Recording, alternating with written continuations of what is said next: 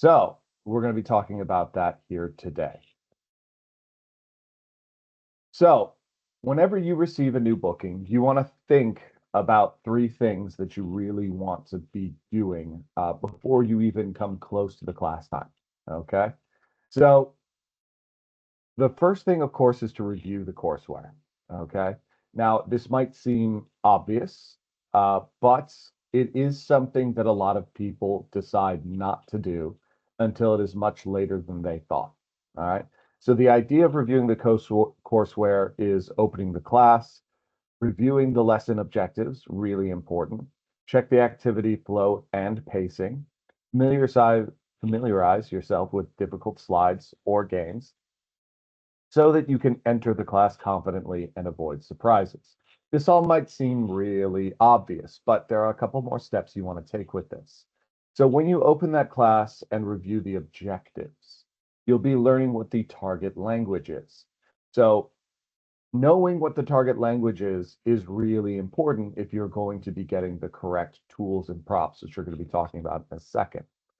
Now, checking the activity flow and pacing, all right, seems relatively straightforward, but if you are getting a little more experienced, if you are starting to understand how difficult some age groups or some students, and you'll never be entirely sure what kind of day those students are having, understanding where the lesson breakdowns can happen is really key. And having a little bit of a contingency plan for if this activity doesn't work, or if this particular word is hard for them to learn, to pronounce, to remember. And even if they are, having a bad day, how are you going to react? How are you going to make sure you get through all of your lesson slides if those things end up being the case? Now, difficult slides, you would think that, with a large company that has professional curriculum development, that there wouldn't be difficult slides or games. Yeah, that's something you could think, but the mere fact is these slides and games are developed for every student, right? Some are going to find them a little more difficult than others. You're going to have some students that just breeze through certain activities that just a week ago you had a nightmare time getting through. So one of the key things to start looking for is areas or ideas in which your presentation of that slide or that game might need to change depending on what sort of difficulty those kids are having.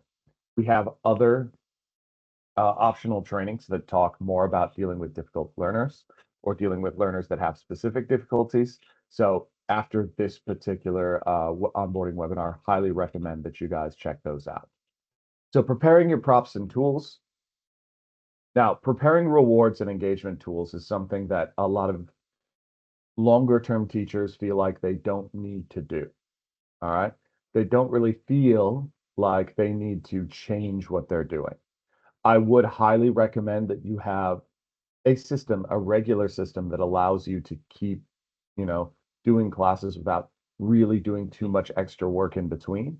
But you should have a flexible system that focuses on both the learner's effort and their conduct in the class and their actual ability to achieve learning targets. Now, props and visual aids are something that I try to stress as much as I can. Being on this end of things, when I actually get to observe many teachers over time to look at what teachers are doing well and what teachers need help on, I can tell you right off the bat with my nearly 2 decades of experience, having props and visual aids in your virtual classroom environment is the difference between parents considering you to be a high quality teacher who's really invested versus a teacher who's just logging on to make a couple bucks, in their spare time. Parents are constantly on the lookout for people who have maybe slipped past and are not as qualified as the company is, expecting or sort of saying that they are. So they are hyper vigilant about what kind of teacher they get coming through the screens to their children every time there's a class. The one thing that can absolutely get them excited is having really good props or visual aids. It makes the class look so much better. The students are more engaged because it is more interesting. So if I'm going to go on one little soapbox here, it's get a lot of props and make sure they match the class. It makes it look like you really know what you're doing. It's a quick shortcut to having a lot of presence in the classroom.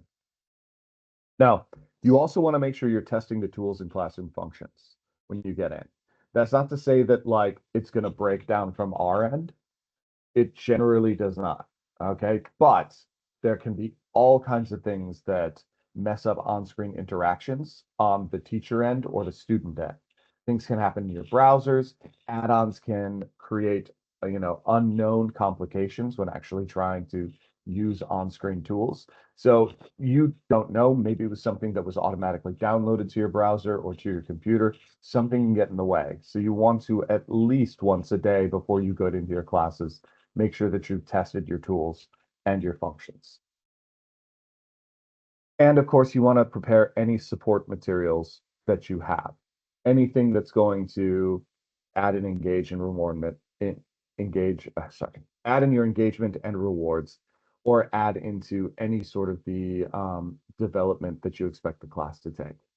So if you do this well, I promise you this level of preparation will make all your teaching easier.